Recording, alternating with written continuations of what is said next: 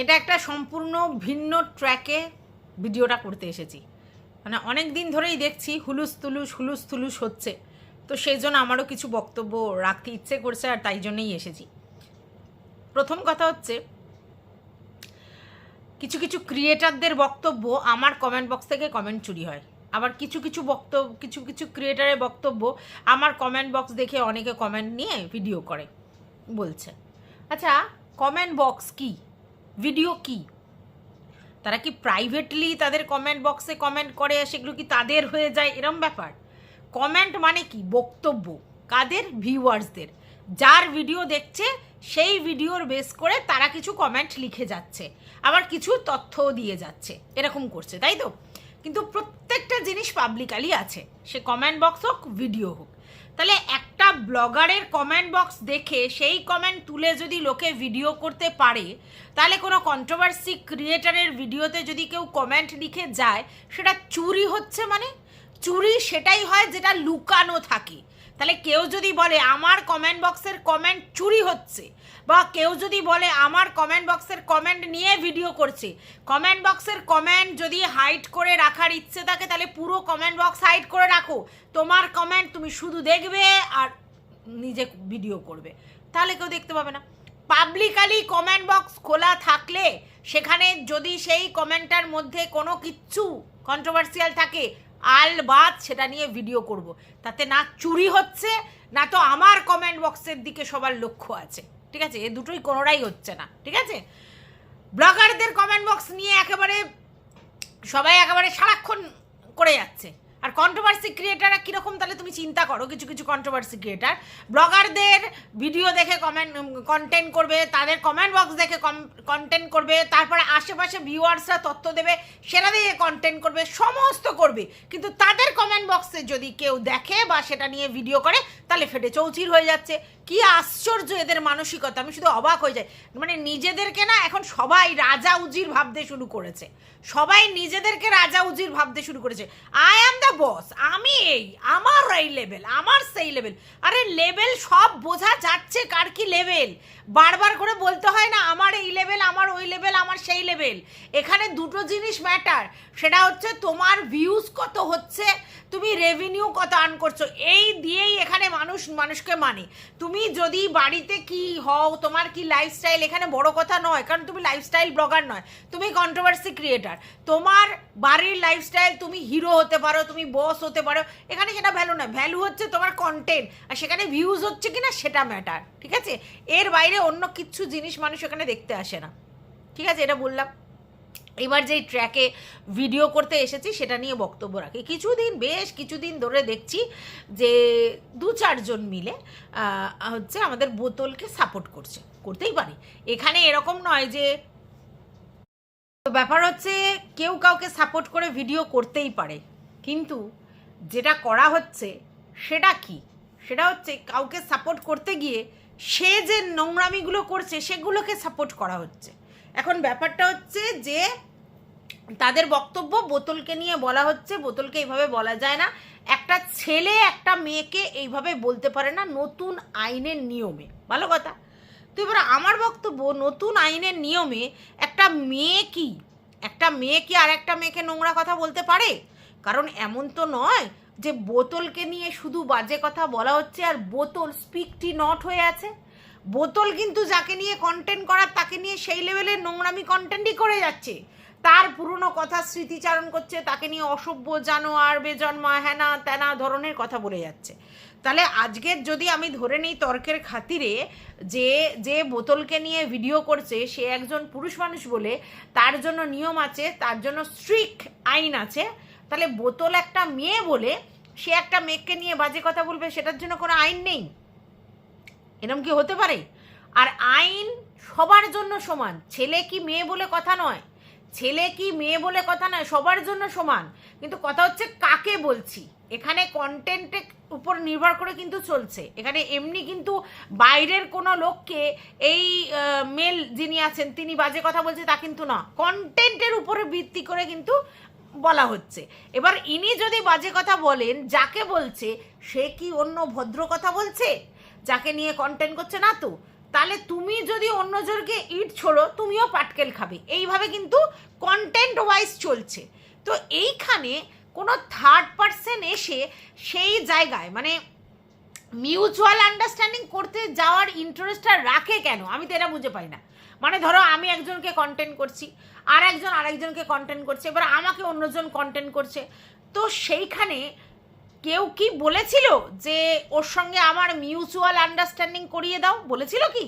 হ্যাঁ, যে আপনি মধ্যখানে থেকে ওই যিনি আমাকে নিয়ে কন্টেন্ট করছে তার সঙ্গে আমার মিউচুয়াল আন্ডারস্ট্যান্ডিং করিয়ে দাও, এরকম নিশ্চয়ই বলেছিল। নাহলে কেন?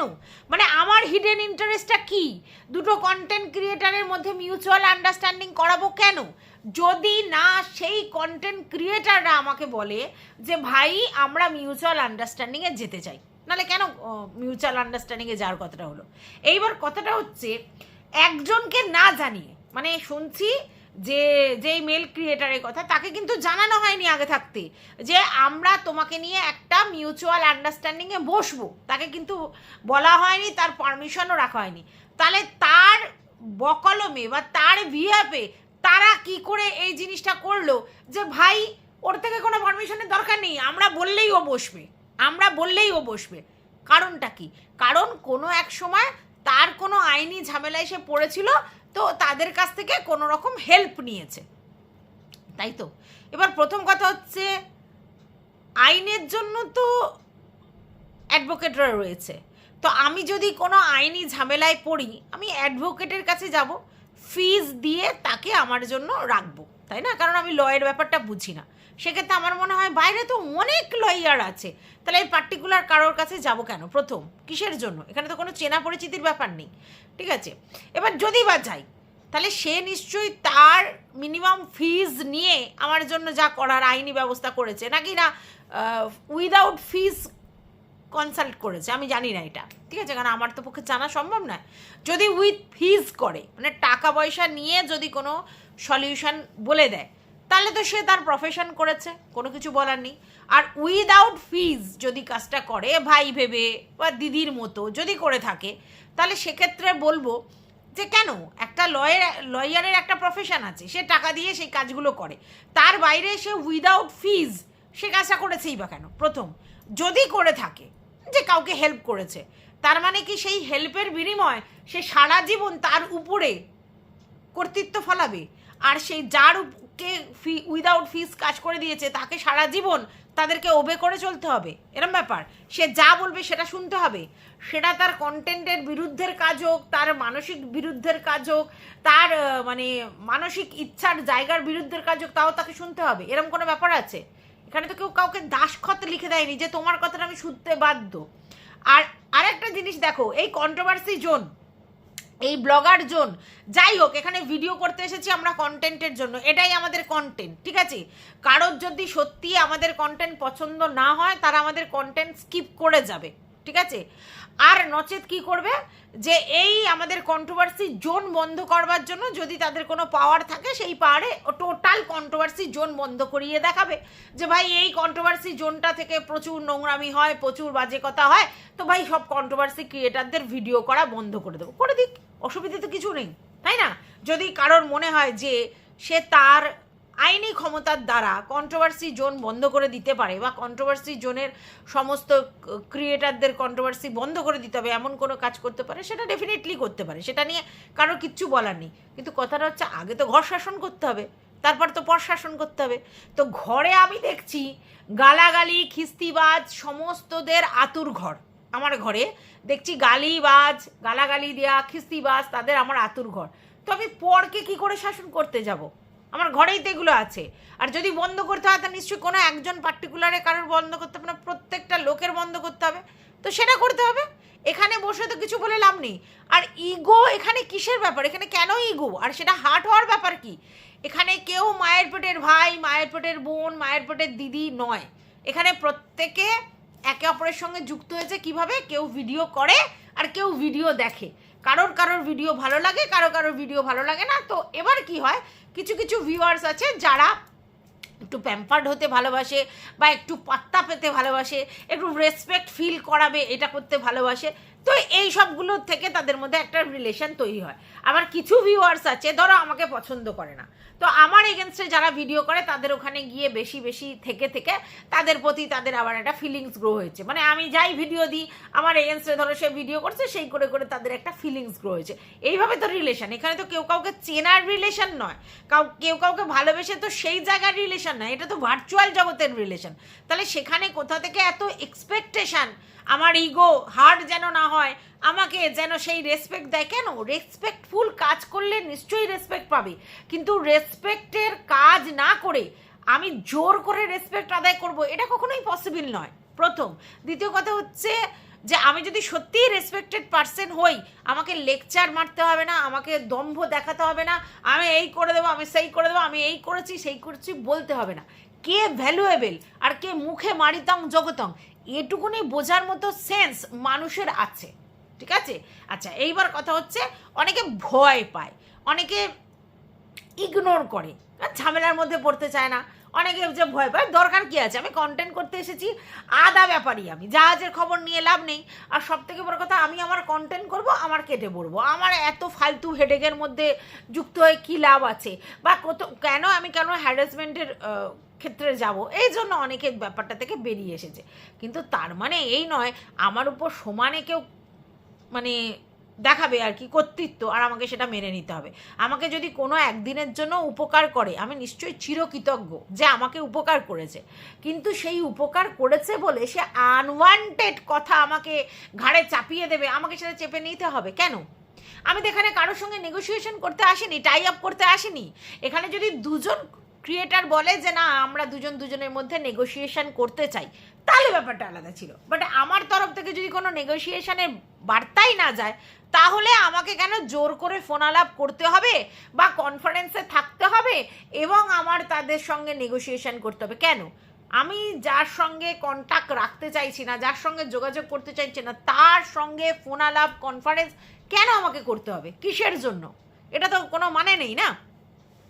তো যাই হোক, অনেক কিছু তথ্য ফাঁস হচ্ছে, অনেক কিছু ভয়েস রিভিল হচ্ছে, অনেকের চ্যানেল থেকেই দেখছি মানে এখন ভয়েস রিভিল আর তথ্য ফাঁস এটাই চলছে কারবারে, সবাই যে যার মতো তথ্য ফাঁস আর ভয়েস রিভিল করে যাচ্ছে।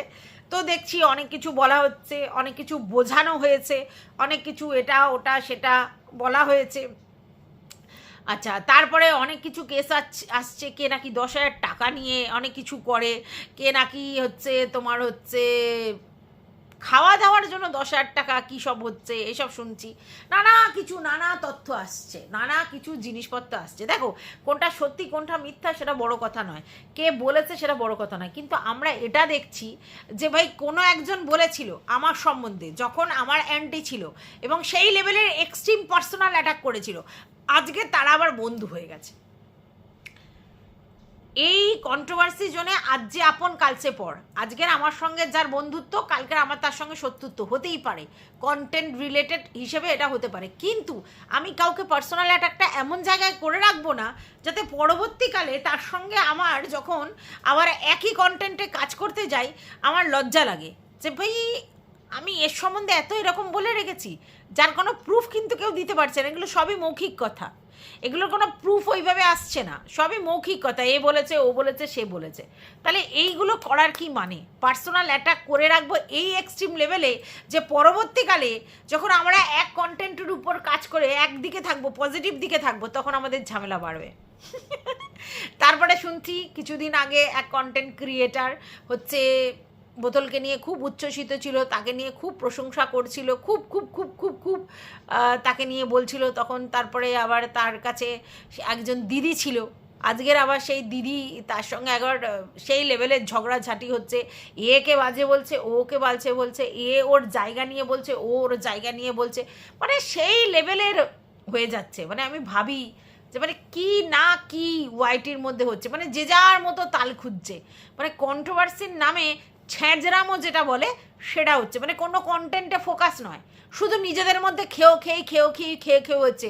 আর আরেকটা জিনিস দেখছি, কিছু কন্টেন্ট ক্রিয়েটার তারা তো একেবারে সবার ব্যক্তিগত সমস্ত কিছু জানে, কে কার বরের সঙ্গে থাকে, কে কার বর পাত্তা দেয় না, কার বাবার ঠিক নেই, কার মায়ের ঠিক নেই, কে কার অনাথ ছেলে মেয়ে, কে তার কি পাড়াতুতো মানে খুব তারা বাজে, সেই সব খবর নিয়ে এসছে। মানে আমার শুধু মনে হয় সেই কন্টেন্ট ক্রিয়েটার ভিডিও করে না, মানে তথ্য তলাশ করতে বেরোয়, এর বাড়ির তার বাড়ির, এর বাড়ির তার বাড়ির, আর শুধু তাদের বক্তব্য থাকে আমি সেই 2022 সাল থেকে চিনি, 2023 সাল থেকে, তো সো হোয়াট, কীভাবে চেনে? ভার্চুয়াল জগৎ ছাড়া তো তার চেনার কোনো ব্যাপার নেই।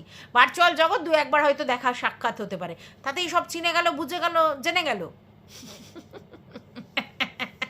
হাসিও পায়। আর তার সম্বন্ধে যে জিনিসগুলো আমরা শুনছি, টাকা চাওয়া চাই বিষয়গুলো, সেগুলো তাহলে সব মিথ্যে কথা। মানে একজনের কাছে চাইলে হতো, বেশ কয়েকজনের কাছে চলে এসেছে প্রমাণ যে বেশ কয়েকজনের কাছে টাকা পয়সা চেয়েছে, আগে তাদের সঙ্গে বন্ধুত্ব করে, কখনো কাউকে ভাই বানায়, কাউকে কখনো বোন বানায়, কখনো মেয়ে বানায়, কখনো ছেলে বানায়, তারপর তাদের সঙ্গে মানে নিজের বয়সের সঙ্গে তাদের মিলজুল নেই, অনেকটা ছোট, তাদের সঙ্গে বক্তব্য গন্তব্য থাকে, ফোনের পর ফোন হয়, ফোনের পর ফোন হয়, আর তারপরেই শোনা যায় যে তাদের কাছ থেকে কিছু না কিছু অ্যামাউন্ট সে চাওয়ার চেষ্টা করেছে। কেন এইভাবে ভিখারিপনা করতে খুব ভাল লাগে, কাজ করে না, পয়সা শুধু এর থেকে তার থেকে চাইবো, বড় বড় মানে ভালো ভালো পজিশনে চাকরি করা, ভালো ভালো স্ট্যান্ডার্ডের লোকজনের সঙ্গে মিশবো, মিশে তাদের কাছে অ্যাকচুয়ালি টাকা চাইবো, হ্যাঁ, তারপরে বলবো এ জানে না, ও জানে না, হ্যাঁ না জানে না, তা নেই। এগুলো হচ্ছে এক ধরনের রোগ, জানো তো, এরা অ্যাকচুয়ালি রোগগ্রস্ত, আর কিচ্ছু না।